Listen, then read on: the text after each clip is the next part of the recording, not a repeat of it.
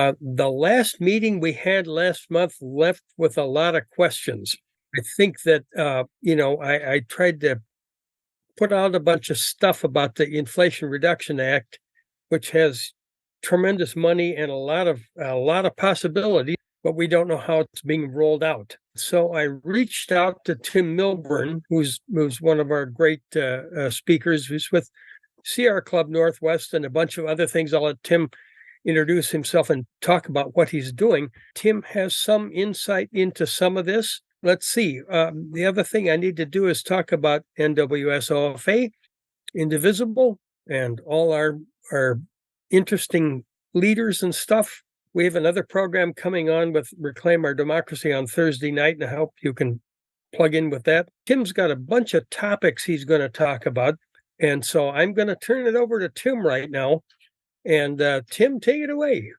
Well, thank you, Mark, and thank you, Bill. It's great to be with NWSOFA. So, in the last several years, we've all been, intimately involved with FEJA and CEJA and all the other legislation, the Inflation Reduction Act, and I wanted to kind of bring it back to why we're doing all this.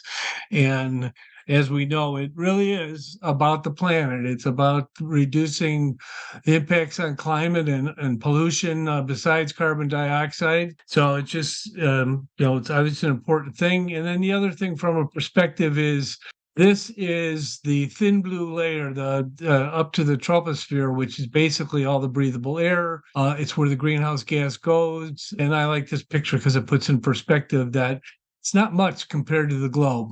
So it's something we need to be thinking about and protecting and keeping it in that perspective. And the topic I have here is solar and other friends of the planet. A lot of people, when I get into this, they want to talk about solar. Well, solar is obviously very important, but what I want to express that is one piece of the puzzle. And I think this is all motherhood and apple pie to this group, but basically greenhouse gases are a problem. We know that we have the hockey stick effect, and we know that it continues to rise. And I'm not going to go into that because you guys know it. The other thing is to look at, the U.S. is a big generator, and the transportation portion in terms of tons per year of all the CO2 equivalents, the highest sector in the U.S. is in transportation. So that's something that became a new focus in IRA and the bipartisan infrastructure as well as CEJA. So, but it's not just reducing the carbon, it's also dealing with adapting to it that comes into play. So this is the challenge. And the question is, what can we do to deal with it? We all know about all the problems. The interesting thing that I have seen, we all have seen, is that, starting at the international level, IPCC, the International Panel for Climate Change, is, through the Paris Agreement and the subsequent COPs, they kind of set the stage, and it actually has filtered down to the U.S., filtered down to Illinois, and it's filtered down locally. And this graphic is basically saying that there's an alignment from the top to the bottom, from international down to residents and businesses and other organizations through local governments. And what you see is, as you get closer to home, the specific solutions are, they're more targeted towards specific solutions. So, and that's something we'll see going forward here. Within CEJA in particular, but also if you look at the national profile and even the international, I call these the four pillars.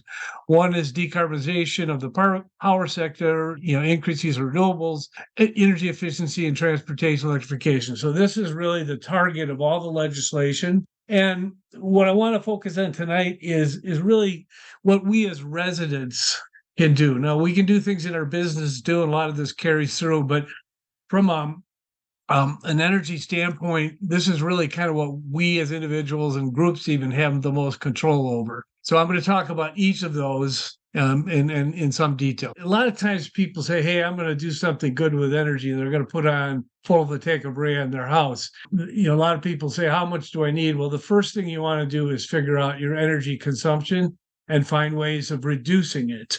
So there's a number of things you can do in your home or your business to reduce the amount of energy that you use. You can get a free home energy audit from ComEd.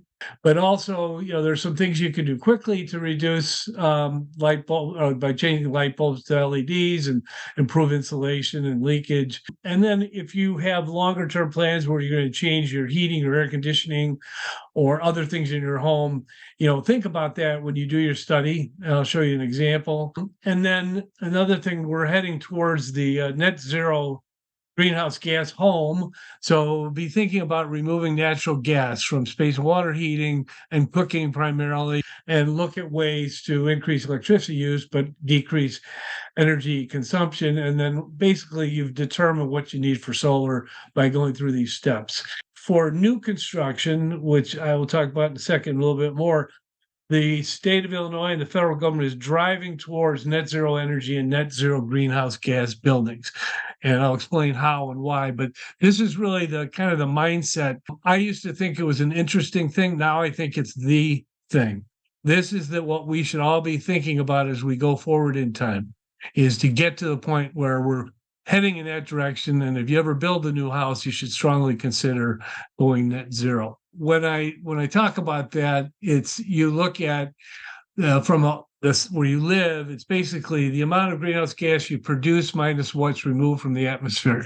So there's two ways of looking at it. One is, there's the how much is of the electricity used fossil fuel to be generated. This is kind of not talking about this. This is saying within the envelope of your home, are you able to get to a balance of net zero, which would include, for example, solar. The idea is you want to get to a grid-tight home that's airtight, well-insulated, and energy efficient, and you're producing renewable energy that, on balance, what you get from the grid and what you get from solar is zero. And while you're doing that, some of the interesting things that are happening is you can actually improve the sustainability, the comfort, the health in your home.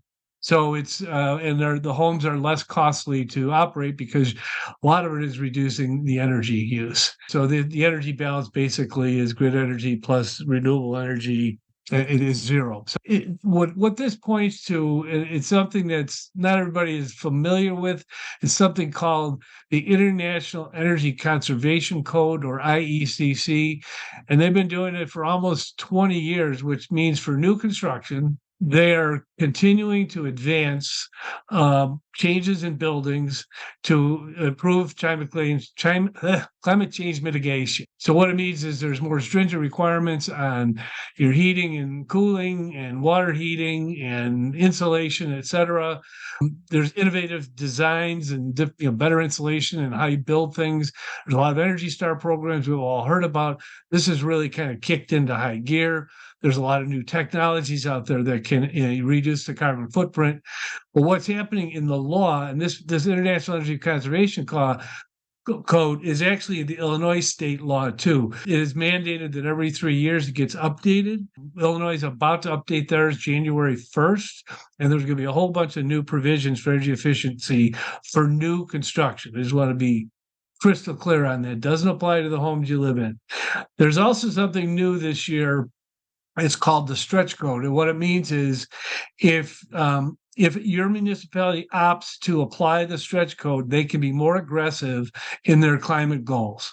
So what it means is you'll have more efficient appliances, more efficient solutions in your, basically how you build your home, or it applies to commercial too. So this is new for Illinois to have the stretch code, which if your city were to adopt it, would be more stringent than the base code, the Energy Conservation Code. So this is a big thing. And every 3 years, the stretch code will kind of become the next generation, and they continue to push the envelope so that we get better energy use and lower greenhouse gas generation. So this is sort of the goal, is to have all electric homes, have solar on the roof, have EV ready, EV capable, or EVSE, which is electric vehicle supply equipment, installed, and basically a sustainable smart home. This is the direction that new construction is driving.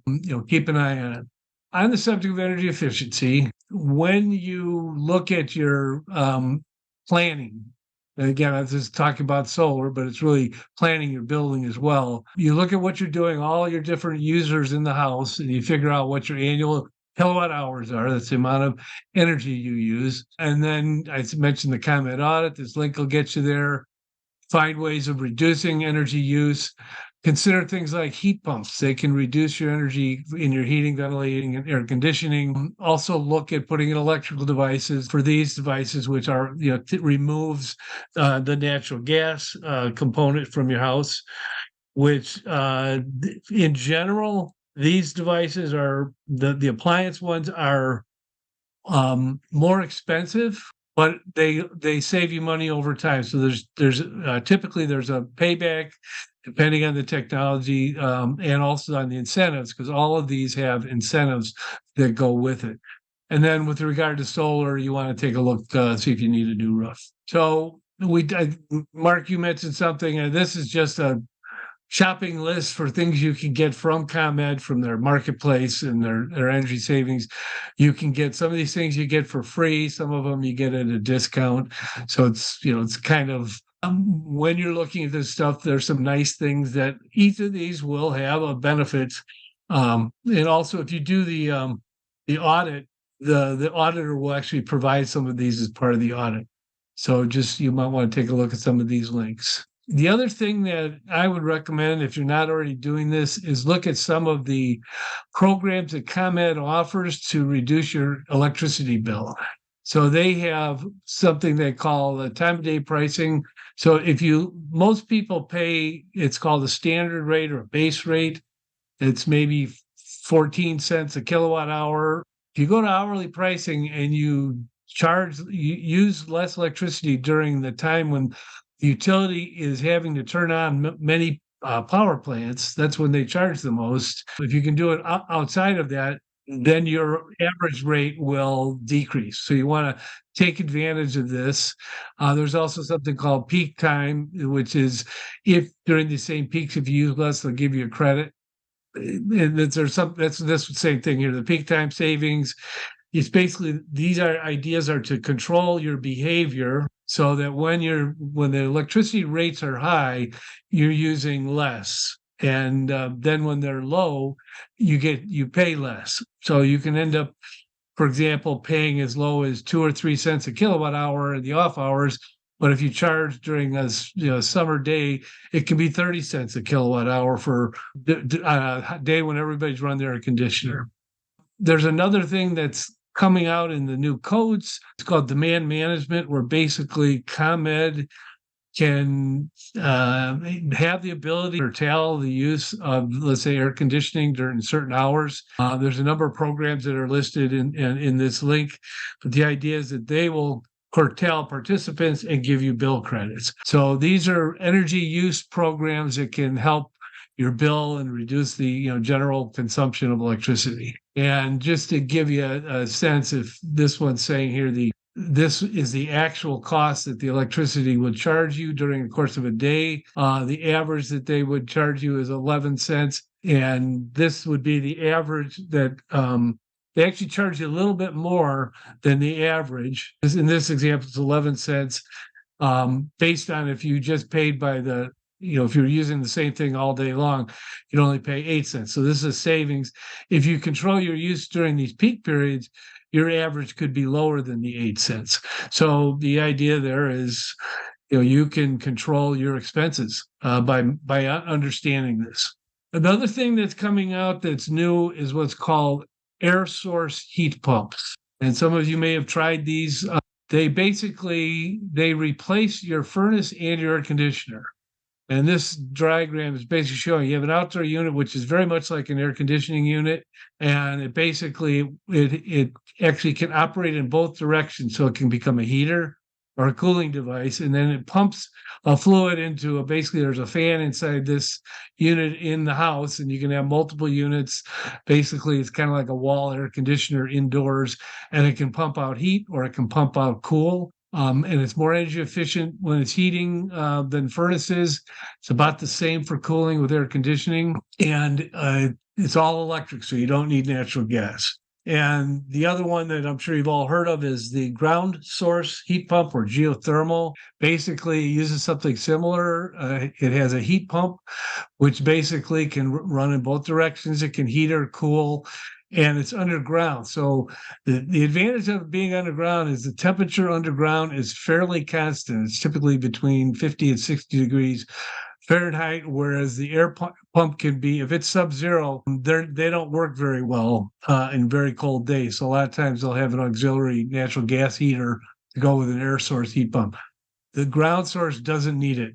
It can be run all year round. The pipes last for 50 years, but it's expensive to dig a hole in your backyard. There are, I think ComEd's offering something like $9,000 incentives for these, which could cut the cost in half. So this is a big effort, but it has a payback because of the fuel savings. It's 3 times more energy efficient than a natural gas furnace. So this is something for new construction is a good idea. I know somebody in Park Ridge who did this. Anyways, he's very happy about it. The other thing that's being looked at is you've got 2 choices typically is in a home, you basically, you'll normally have a furnace and a blower. The blower, it blows hot gas or cold gas into the ducts and there's a return cycle. So that's basically, it's a forced air circulation system. But what they're seeing is this is actually underneath the floor, all on the right side here. And this is called a hydronic system. So basically you're pumping water or other fluids through this. So it's under the floor. There are no ducts. It ends up being more energy efficient than this, but it's a little more expensive. It's sort of the ultimate in heating now is a ground source heat pump tied into one of these. So that's just something to, again, plant the seed. If you're in a mood of improving the efficiency, reducing your carbon footprint, keep an eye on this kind of technology. And this is just a comparison that's comparing against a ground source heat pump. It's basically saying this would be the annual operating savings for an air source heat pump. You save $2,200. Sorry, this is moved down. That's an electric should be down there at $2,280. The air source heat pump is $900. Natural gas is $400. So it's just showing that there's some definite benefits to go to the ground source heat pump. You talked about, this is just discussing the investment tax credit associated with the Inflation Reduction Act. There are incentives for the windows, the doors, and the skylights, the roof materials and roofing products, insulation, heating and air conditioning equipment, water heaters, biomass stoves, and other things. And there may be bonuses for low income.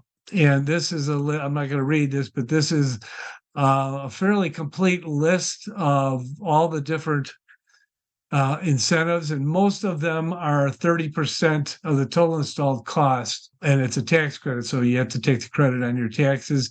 There may be caps. For example, down here, you may only be able to get $1,200 a year. With the heat pumps, they give you more. So if you're thinking of doing this, is for retrofits. This is not for new construction. These would apply to the homes you're living in. I can provide some links, but it's in the Inflation Reduction Act. These are active programs too. All right, our old friend renewable energy, just a case of refreshing. The goal has been the renewable portfolio standard. The goal has been to gradually increase the percentage of solar that's used to generate electrical power in Illinois. Up to 2040, we're trying to get to 50%. And so if you look back here before 2019, this was even with the FEJA programs. It wasn't until 2019 when FEJA kind of came on board, and then 2021 we've seen results from CEJA. And this red line, we're actually tracking, sort of. We're not quite. I think this is a little bit ambitious, but the goal is to reach this. And it's still achievable. We need to build more utility scale, but also distributed in homes. So the CEJA program, Climate Equitable Jobs Act, which I'm assuming you're all familiar with, is this a good time to take a break, Mark, for a chat? Yeah, let's take a break, Tim. And just to let some of the folks know, I put some links in the chat that Indivisible Illinois gave us on some of the incentives, which are really impressive. Just to let you know, and all of you know, that These have not been rolled out yet, and I don't know, Tim can talk about this a little later, that we're trying to figure out where this money is, who's allocating this money, when it's going to come. And I'll just, an aside here, one of our other speakers with the climate change group, Mike Zanillo, put a heat pump furnace system in, and they tried to talk him out of it, but he put it in anyway, and he's very happy with it. And he said one of the electric companies, Capital Electric, spelled with a K, in Bensonville, was a really great source for him, helping him.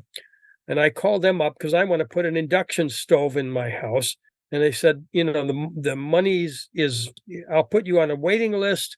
Money hasn't been allocated yet. We'll let you know, because they can help you upgrade your whole house, the wiring system, the panels, everything, so that you can have those things when they become available. So anyway, but Tim, I'll turn it back to you.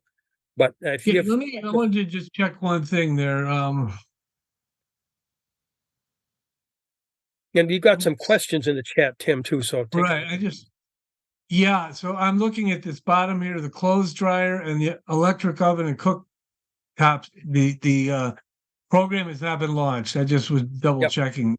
That's kind of confirming what you said. So, and I know it's coming. But that's just another kind of rough subject. But if the people out there will look at those links, the incentives are pretty interesting. And anyway, back to you, Tim. Yeah, so I'm just going to go. Bob asked about a grid-tied home. Basically, that means you're connected to the ComEd. The point is that you could have there's a grid-tied and an off-grid. A grid-tied means you're connected to utility, and for example, at night you use their electrons. During the day, you use solar electrons. You could have an off-grid, which would probably mean you'd have energy storage on site, so that at night you could draw from energy storage, and that would be fully off-grid. But the IECC, the Energy Conservation, and the Net Zero, they don't necessarily want to put that on people at this point in time. So the idea is to stay tied to the grid. And plus, if you have solar, you're still, you're sending electrons to the grid, so it's a two-way street. But John asked, will the ComEd ought to make clear that the energy demand should be cut? The guy who comes in will give you ideas, but I would say it's not going to be a rigorous list. You should, there are people that do energy audits for a living. If a guy comes in your house, you can say, yeah, you could change your insulation. You could get a heat pump water heater. You could turn down your thermostats, whatever. So, there are lists of things. And also, if you go to the ComEd site, they've got lots of good information on how to improve your energy demand profile without putting new stuff in. What options do you have for hot water baseboard heat? I guess the question is this is Linda Robertson. Linda, is this an existing system you have that you're thinking of adding something to, or? We have an existing hot water baseboard heat with a boiler, and it's incredibly efficient, even though it's natural gas. I mean, are they even looking at what would be a possibility with those? When you say efficient, you mean effective? I don't know. Okay, because boilers, hot water boilers are kind of at the bottom of the energy efficiency list. Well, our gas bills are way lower than anybody else's. Let's put it this way. Yeah, but that's for hot water and for heating, or just hot water? For hot water heating. That's for heating. Well, I guess it would be hot water heating and cooking and yeah. Okay. Our natural gas is we're very very efficient. Tim, the hot water boiler that I had before I moved from Oak Park to Ecuador was 98% efficient. Gas hot water boiler. Yeah, that's possible. That's pretty high. So it's not at the bottom. But if you take a heat pump, the highest you can get is 100% on a direct heat source. A heat pump can actually get triple the amount of heat for the same amount of electricity. So that's what you're comparing it against. Yeah, right.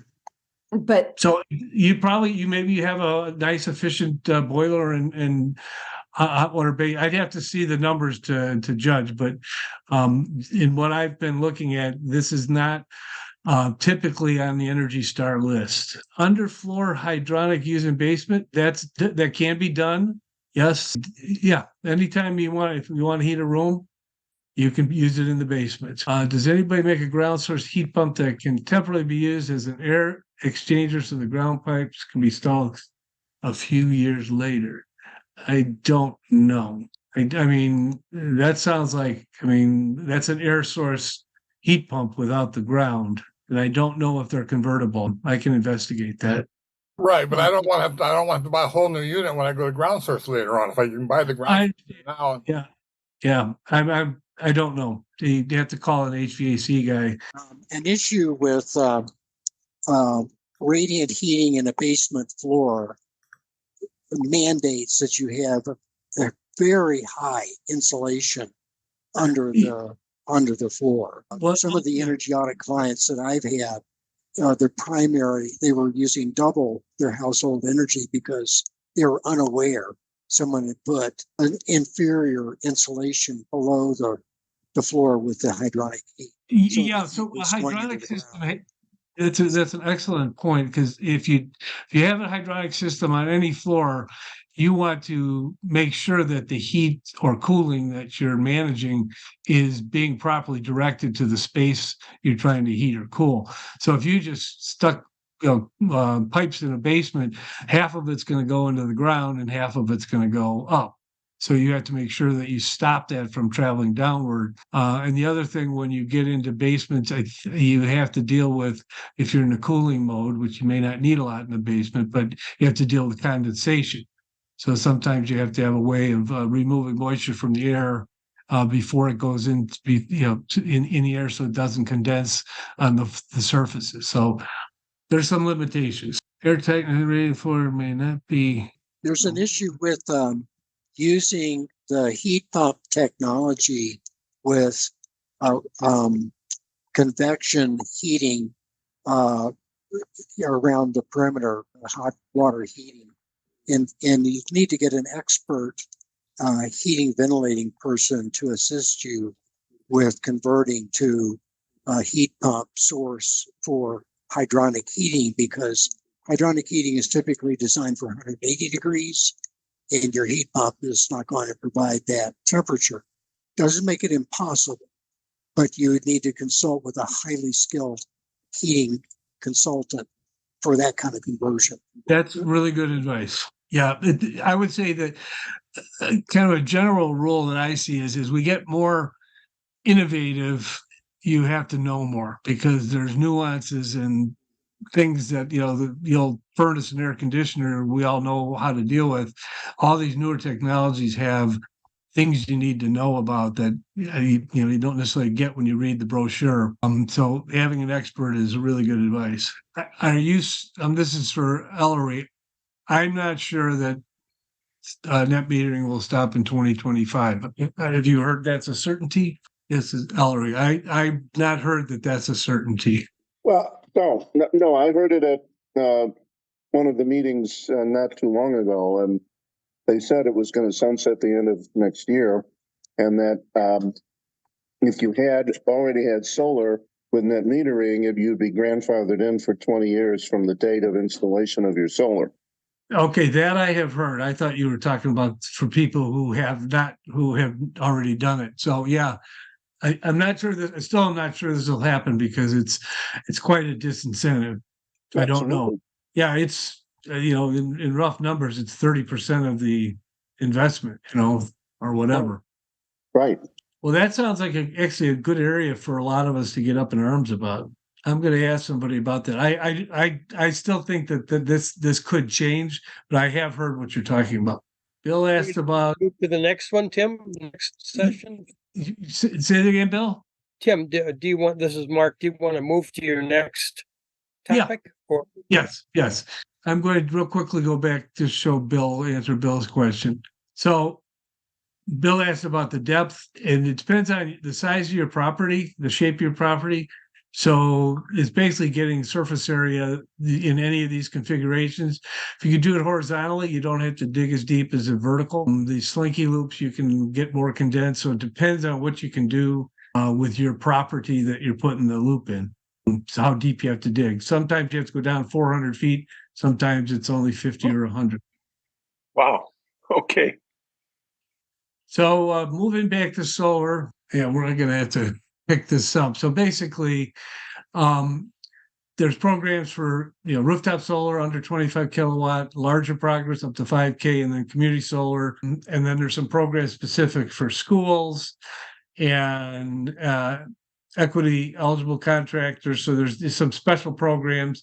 Basically, these programs are active. Community solar is active, but it takes a while to get in a list. There was a big backlog of, I can't remember how many projects from the FIJA community solar because of COVID. They didn't get built, so they get the front of the queue. So people who have tried to apply, if you're in, good long lead times to get accepted into community solar, because you have to have a project that's built before you can start accepting the basically the SRECs, the renewable energy credits for the project. So in the meantime, most people are targeting the under 25 kilowatts for their homes. So what changed with the IRA was they extended for 10 years a 30% federal tax investment tax credit, which basically means 30% of the total cost of the solar system. All of these things are included. There's also the state solar renewable energy credits for SRECs. And you basically get 15 years worth of RECs. A REC, for those that don't know, is 1 megawatt hour generated per year is 1 REC. So a typical home will be 5 to 10 RECs. So that becomes, you get to multiply 5 to 10 times 15 times the value of the megawatt hour, which is, I think right now it's around, $70. And so, and you're also, every time a REC is sold, it tabulates to the renewable energy.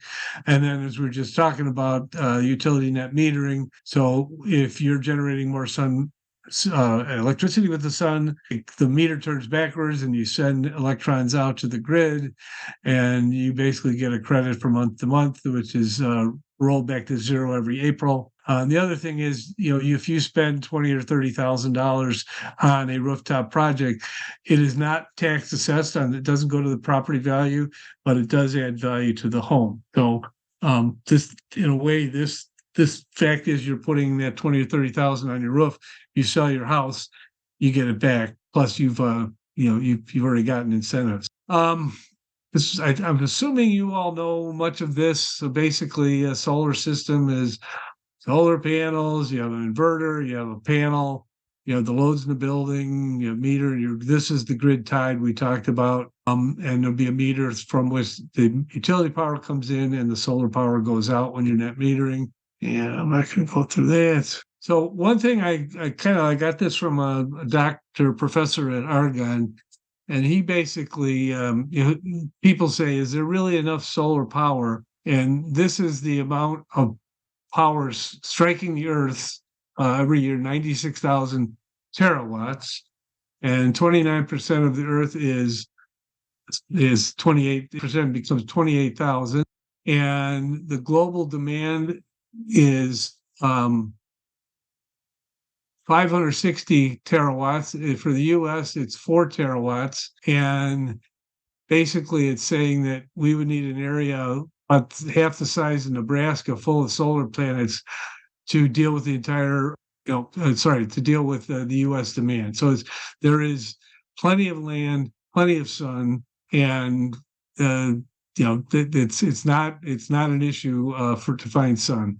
And the other thing is, people say, well, Chicago's cold. Well, Chicago gets, if you look at this, it's called insolation. It's the amount of kilowatt hours per meter squared per year. We're in the green, we're at 1,600. And Germany's down at 1,200. And they're going 100% solar.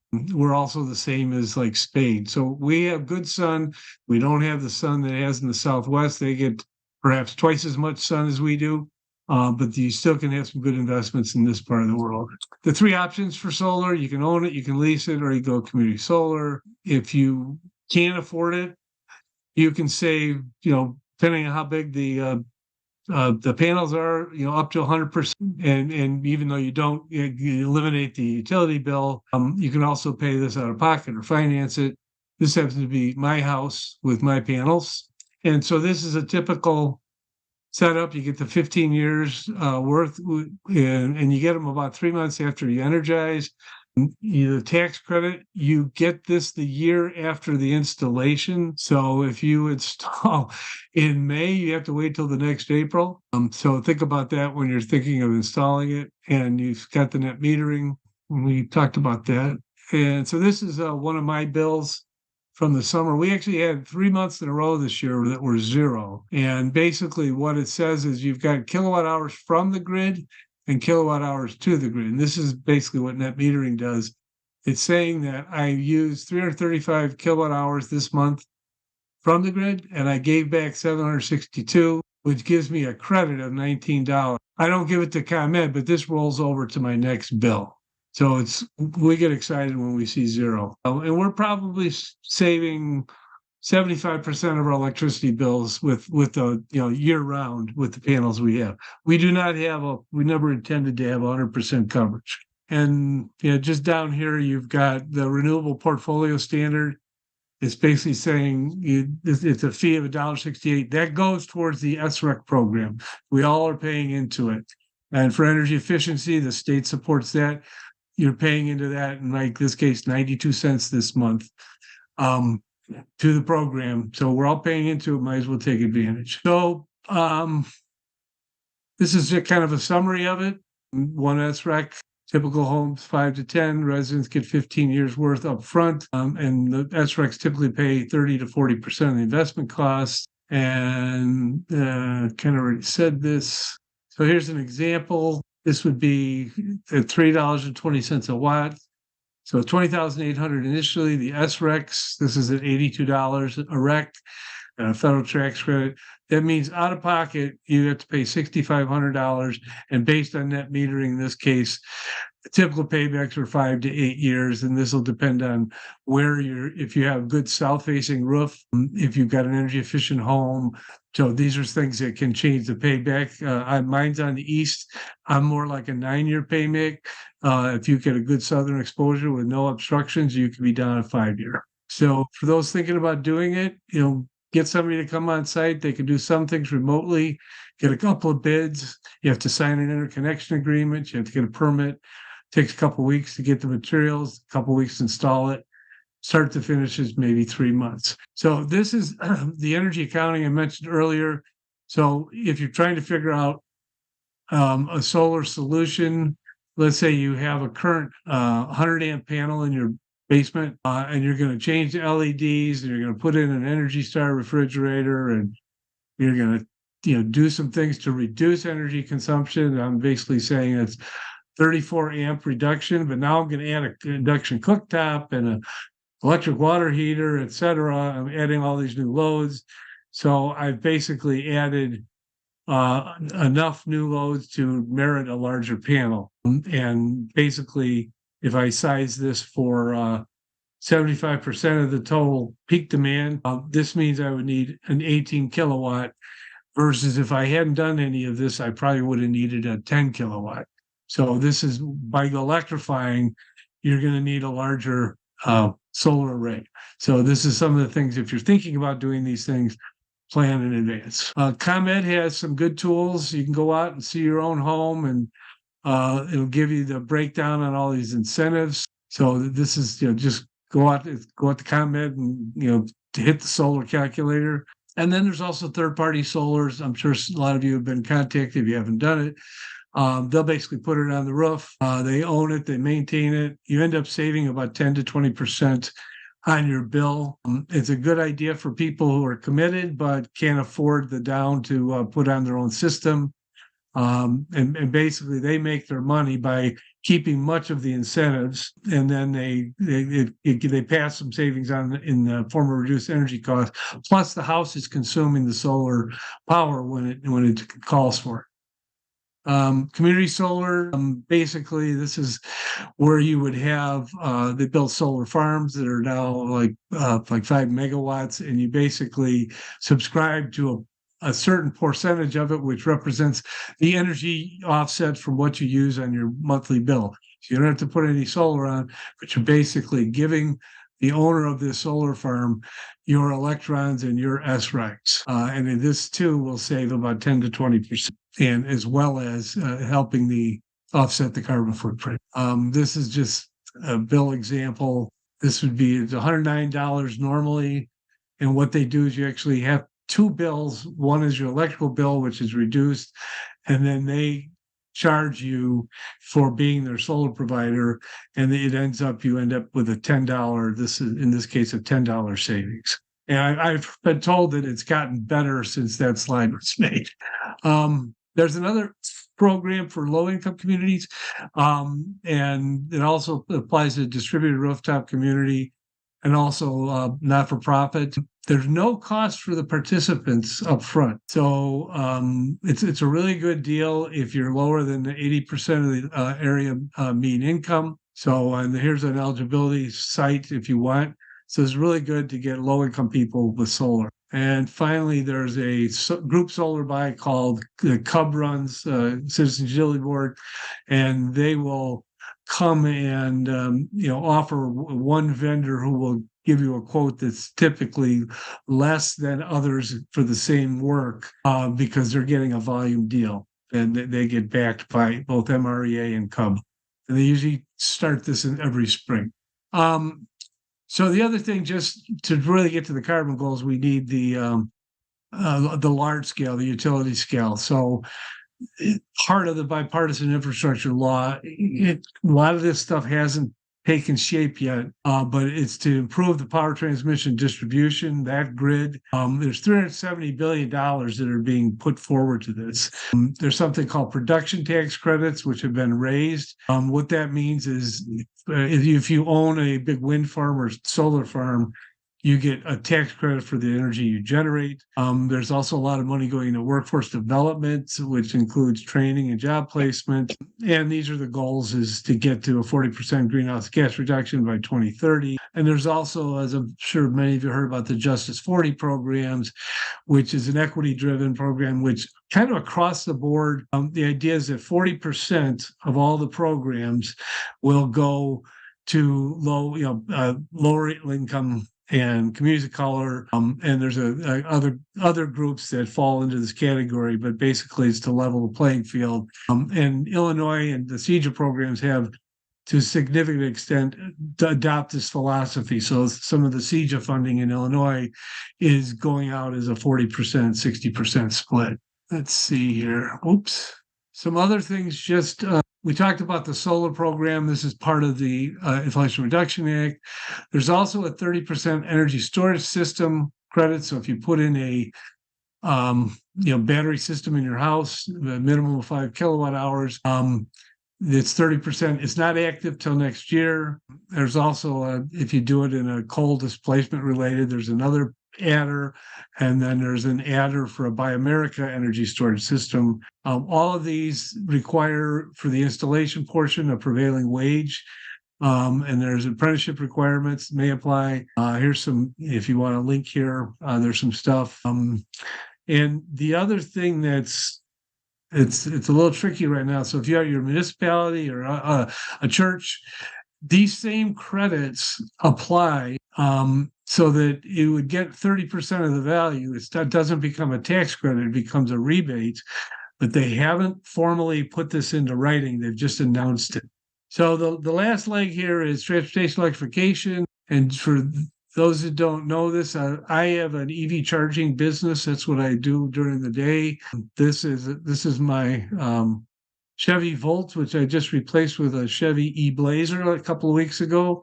So I charge at home and I power my car with the sun.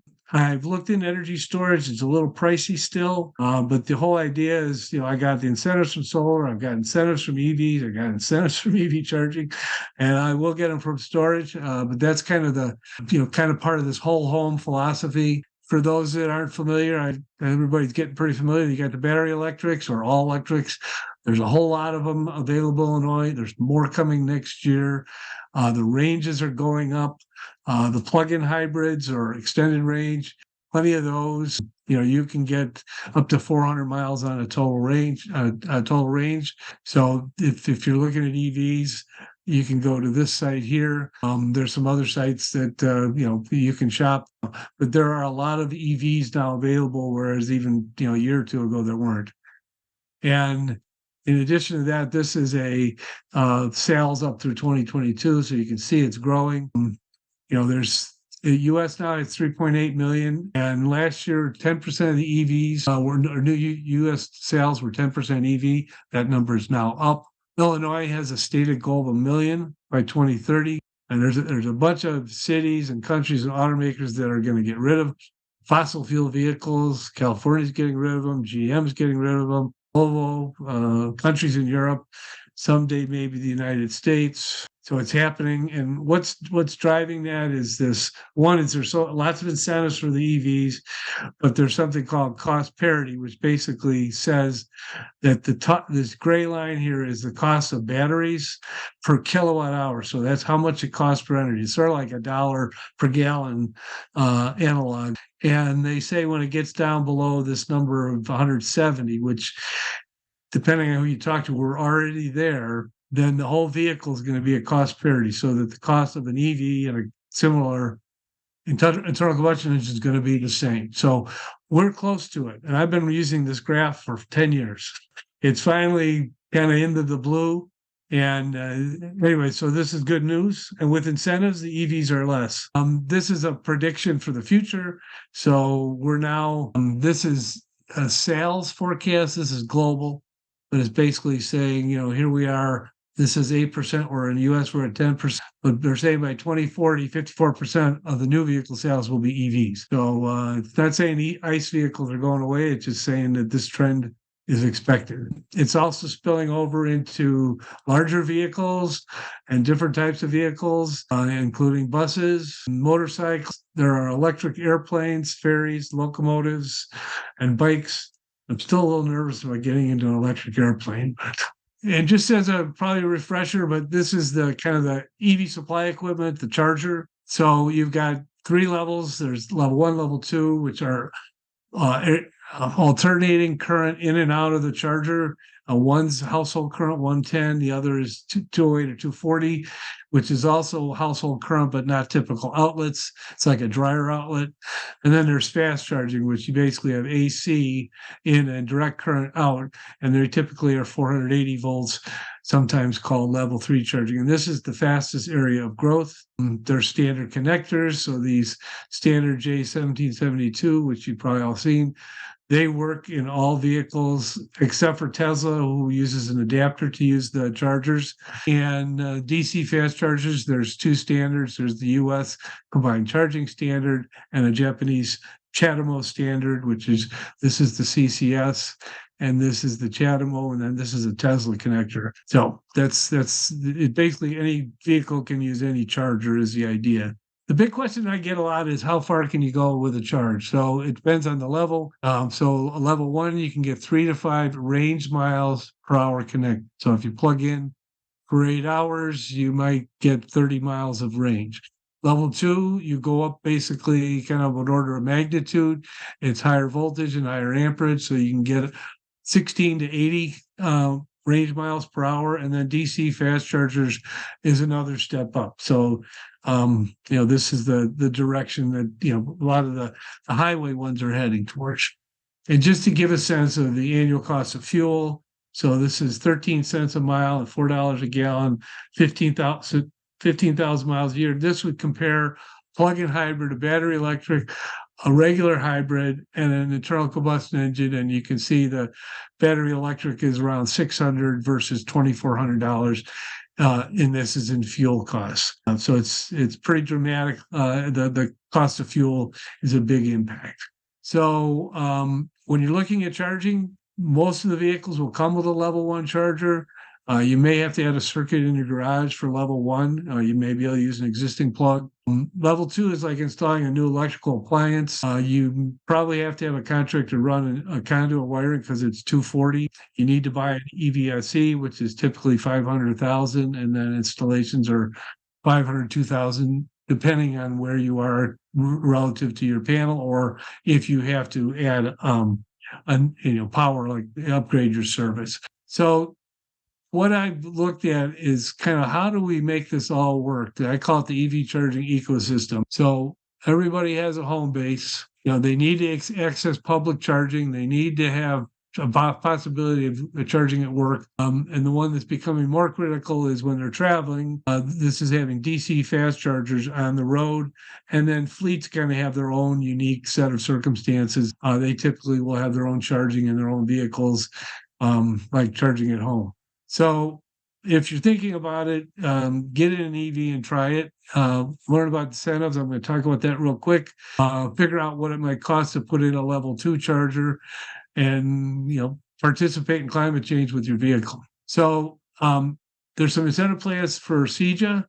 There is a $4,000 rebate per vehicle. It's running. The second year ended very quickly. All the funds went in 3 weeks. And I applied the first day I could, but we'll see. But it'll be again next year. And a lot of this goes to lower income people. There's a new rebate that was announced 2 weeks ago. This covers up to 80% of the cost. And that's basically, they're targeting eligible communities, but it's also, they're targeting DC fast chargers that have 24/7 access to the public. There's another program that's coming out probably first quarter that ComEd is running. It's falling under the Beneficial Electrification Plan.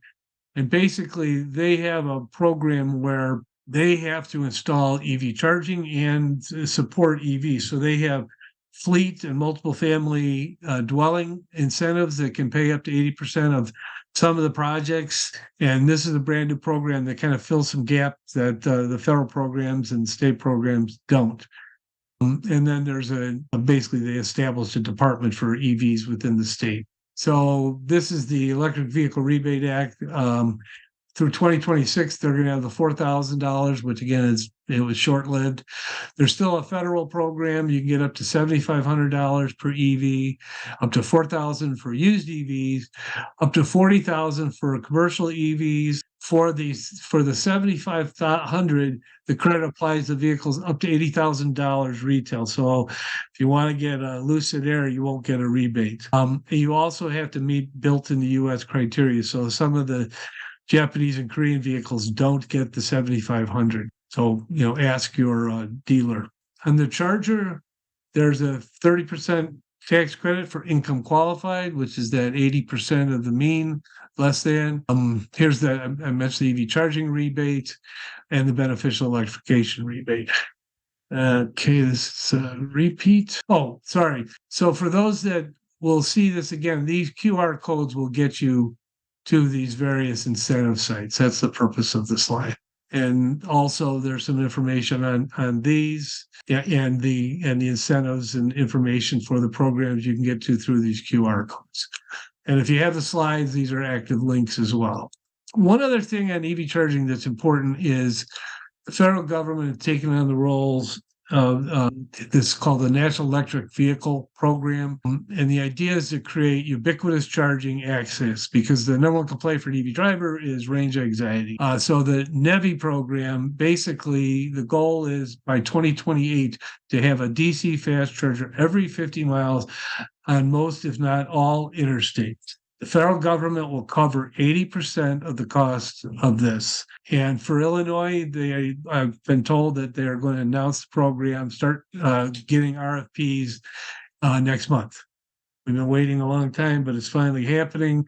And just for your information, so these stations that will be on interstates, they will have 4 chargers that will be, they're called 150 kilowatt, which is fairly high power level. All 4 these stations cost about $1 million each to build and install.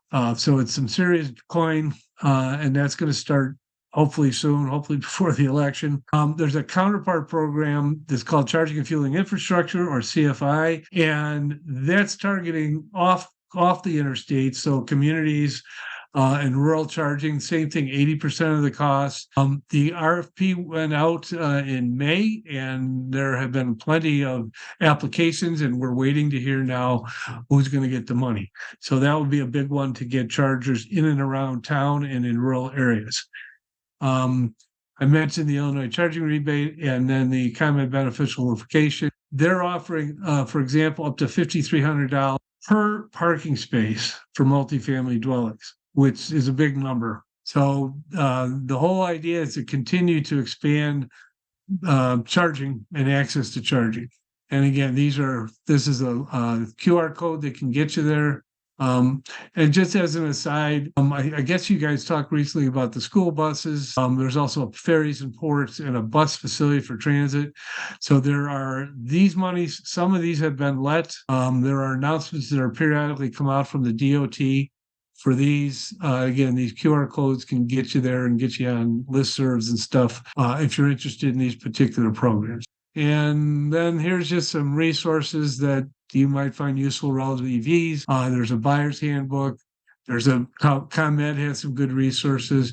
This is a document that basically talks about codes and policies and technology selections that I happen to have written. Here's a station locator, another one. And then for those who want to geek out on incentives and laws, this is a full listing. You can search by state and get all the incentives and laws that you want. And with that, I'm going to turn to the chat or anybody has any questions. Thanks, Tim. There are a bunch of questions down there, so take a look at them. I've heard that in Israel, one of their electric vehicles have a battery pack that pulls in and out. So they pull in, pull the battery pack out, put a new one in, and off they go.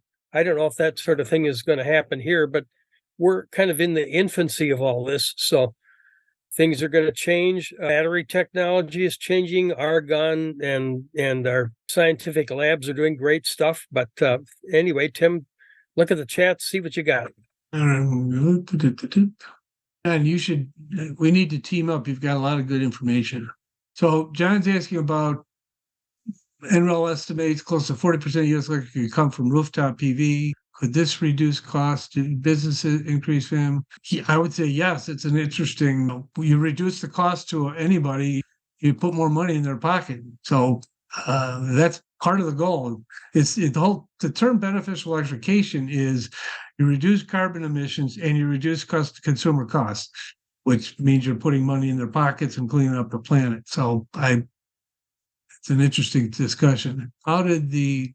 This is Jim McGrath. How did the $0 bill deal with the taxes and fees? They're still in there. So I still pay the taxes and fees every month. It just, with the credits from the energy, it ended up I was less than zero, including all the fees. Yes, I am on hourly pricing. I have been saving about 15% per year. I've been on it for 2 years. If you have a single family home and an HOA, don't let your HOA tell you can put solar on your roof. That you can't, sorry, Jim, you can't install solar on the front of your home. That is not a state law. My point is there's a state law that says the HOA cannot prevent you from putting solar on your roof anywhere you want. Right. There may be a municipal constraint. Like in Park Ridge, we couldn't put it street side. We basically petitioned City Hall and we got them to change the rules, so it was okay. Yeah, that's a city. I'm talking about just an HOA, homeowners association. Yeah, and I think that Mike Zanillo is facing that problem, getting where his house is in Killdeer, and he's being prevented from doing it because of some kind of something. It's a village. Yeah. So you're talking about HOA, not where you're putting the solar panels, right, Jim? That's the HOA does not have a right to refuse. Say again. The HOA cannot refuse if you pay for it. The HOA cannot tell you where you can put your solar panels on your roof. Right. Okay. Or that you can't put them on your roof, period. Right. That's the same thing with EVs, EV charging now. The state law is if you live in an HOA, you have a right to charge. The HOA can't say no. How large is a kilowatt-hour battery pack up installed on the inside and outside? You can charge it, you can put it inside or outside. Like any battery, if it's cold, it will have less energy storage. So if you can put it inside in your basement, it's better. These are not batteries like lead acid where you have to worry about, hydrogen leaking. And physically, for like enough to run your house for 24 hours, what is that? Like, I don't know, 10 or 12 kilowatt hours. Were they like 4 by 6 by 10 inches deep, something like that. So they're not, and they're all modular. You can extend them. You can add to them. So, but they're still really expensive. Well, I thought maybe Peter Gore was going to be on with us because I know he has a rooftop solar, but he also participates in a community solar. So you can do both. Right. Can the DC coming off the PV go directly to charge the DC EV battery? The answer is yes. You would need a charge controller, and they do sell them. I'm not sure the cost benefits of that. So, and all the the EV chargers are already built attached to the house, so it's easy, and so is the solar, so it's easier. But you might, if you had an off-grid solution, that might be worth looking into. All right. So this is David Weingrad about WE energy being resistant. How do you get ConEd to be supportive? You mean how do they talk We Energy into doing something? Is that what you meant, David? Not so much how you talk them into it. Is there a little history behind why ConEd is actually cooperative in this? We Energy is impossible.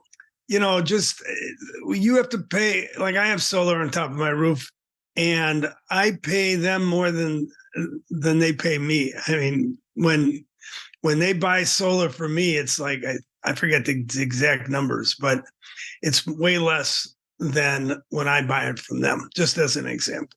Yeah, and that's a small example. Well, first of all, the CEJA, when that came about, ComEd was going through hell politically.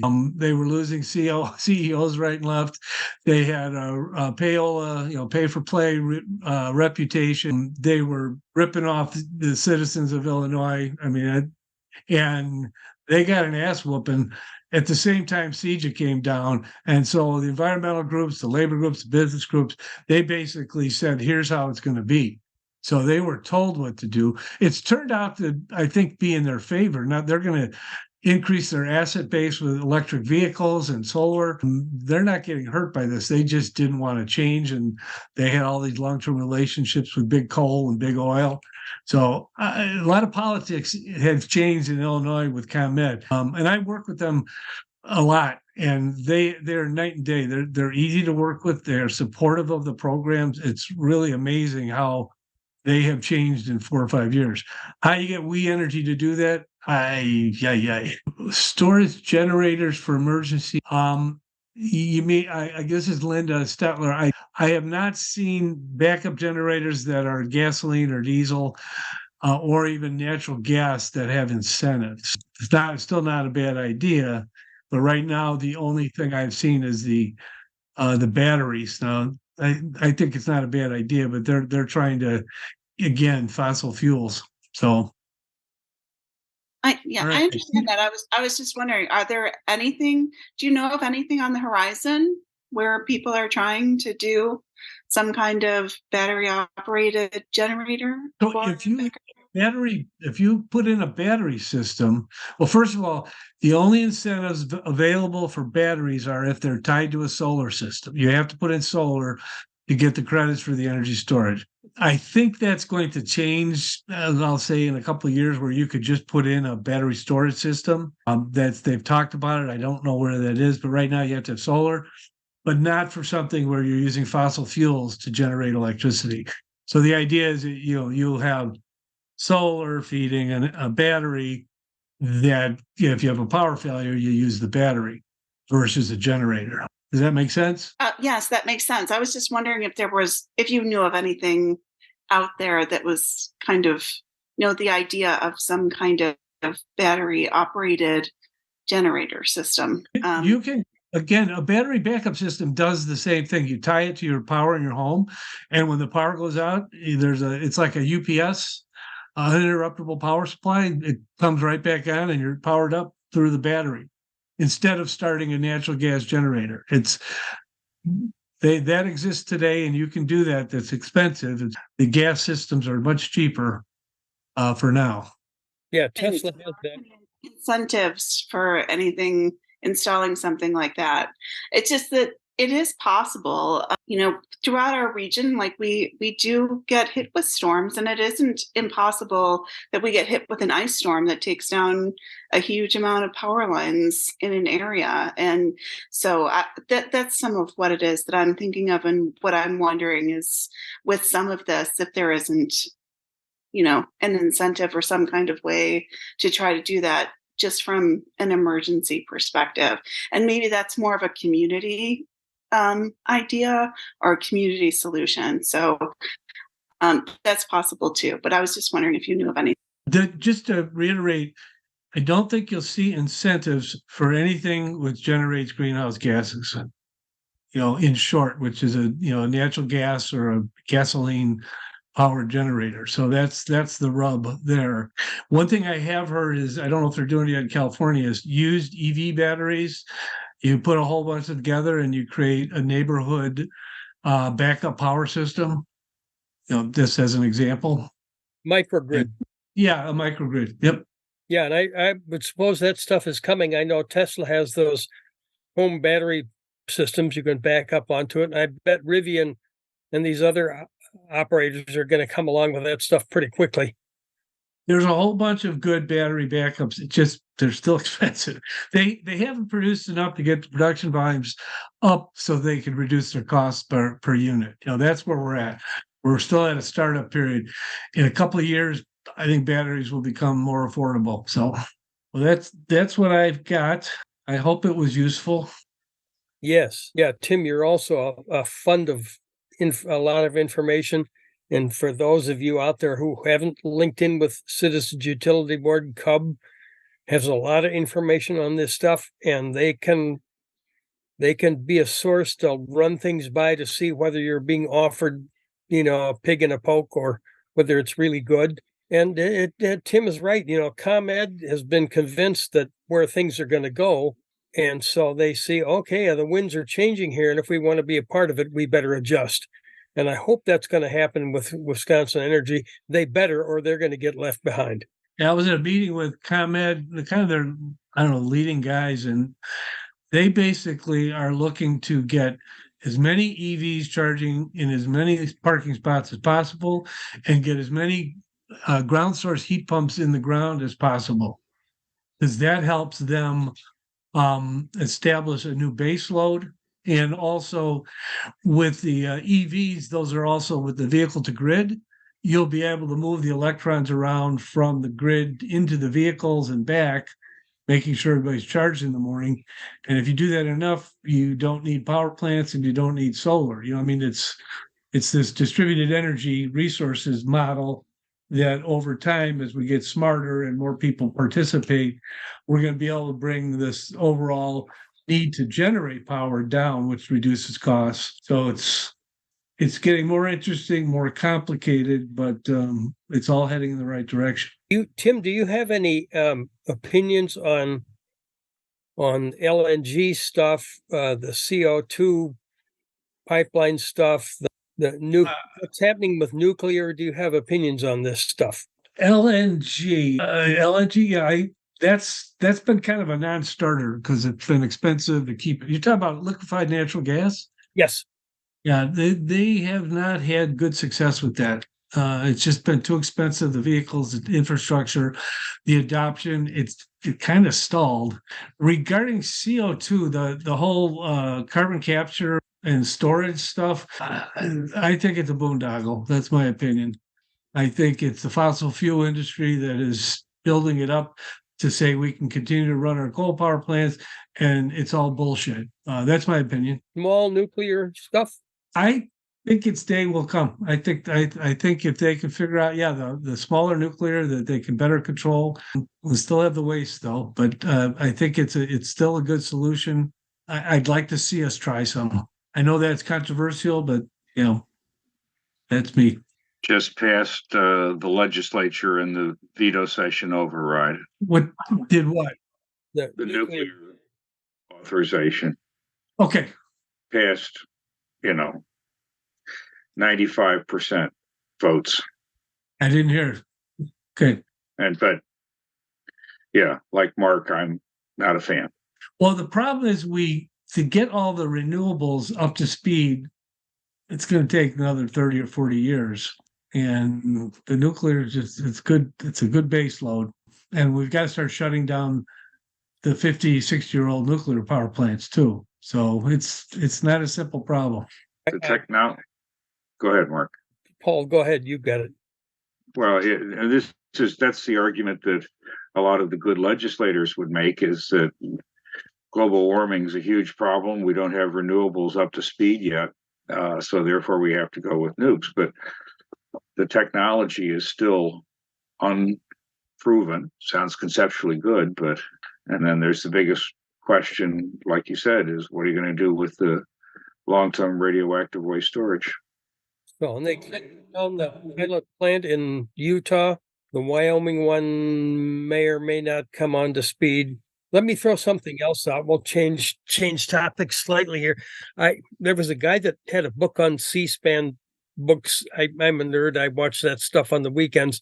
This guy's written a book, and they found some kind of relationship between putting amounts of iron filings into the ocean and has some effect having to do with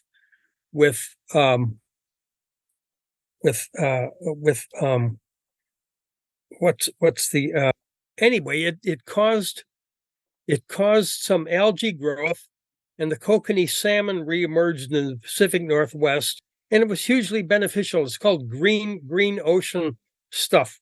It had something also to do with limestone, and I got to see if I could maybe get a copy of that and put that guy on talking about this at one of our future things, maybe in December or maybe in January. But I was fascinated with the possibilities of putting a certain amount of iron into the ocean to green the ocean, having something to do with limestone. And I hadn't heard anything about this, but it just kind of blew me away. So maybe we'll look at that down the road. I think CUB is also having a webinar coming up, and I would want to have them on again coming up. So anyway, just throwing some things out. If any of you have information or topics you would like us to have on for the climate change thing, if you come across something that you think we should know, please let us know. And Tim, whenever you want to come back, if there's an issue that we need to plug or take action on, we need to know about it. And that's for you too, Paul. And I say John Porterfield, our friend in Ecuador, went off. He's a scientist. Tim, you need to get connected with him because he's a pretty interesting guy and he's got a bunch of knowledge that I don't have. He's way beyond me. And if any of your grandchildren are in engineering, boy, they can write their ticket these days because we can't get enough engineers to help us put all this stuff into going. One thing that you and I and Bill were talking about at the top of the call was the jobs. That might be an interesting subject, and I'm aware of things. The Department of Commerce and Economic Opportunity, Illinois DCO, is running the programs. They are, like a lot of things, they're going to launch any day now. There's 13 workforce hubs around the state, and each of them are supposed to start generating. They're supposed to have curricula, and they're supposed to have other colleges and educational sources, and then job placement programs. I'd like to see that whole message get rolled out at some point too. So it's mission critical, because if you think about, just take electricians right now in Illinois, they're like, electricians are all really busy, forgetting about EV charging or solar. So now you introduce, millions and billions of dollars into installing these things, and there's nobody to do it.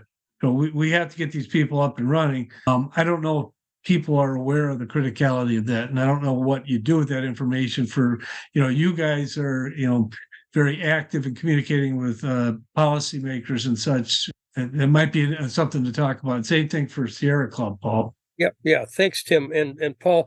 Yeah, that was one of the big questions we had last time, was who is responsible for rolling the IRA money out?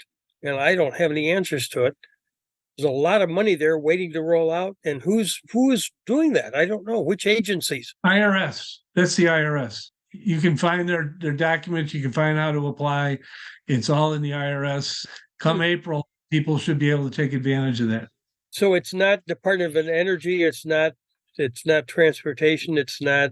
If it's a tax credit, it's IRS. The bipartisan infrastructure law will go through DOE and DOT and et cetera. Good. Well, if you hear more, let us know. And if there's somebody we should have on, let us know. So, yeah, thanks, Tim, again for coming on. You're always a great resource. We appreciate you. And thanks, everybody, for coming back. Bill, I don't know if we'll do one of these the end of December. We might. If you need something to do after Christmas. Anyway, we'll be doing it in January, and we'll gearing up for the election. Oh, boy. But anyway, that's all I've got to say. But thanks, all of you, for coming on. Thanks, everybody. Stay warm. Nice job, Tim. Thank you very much. Mark, you are now the host because I'm basically out of battery. So you have to close the meeting. I'm leaving too. So thanks, Bill. We'll talk to you soon. You have to end the meeting. Okay, there goes. Bye.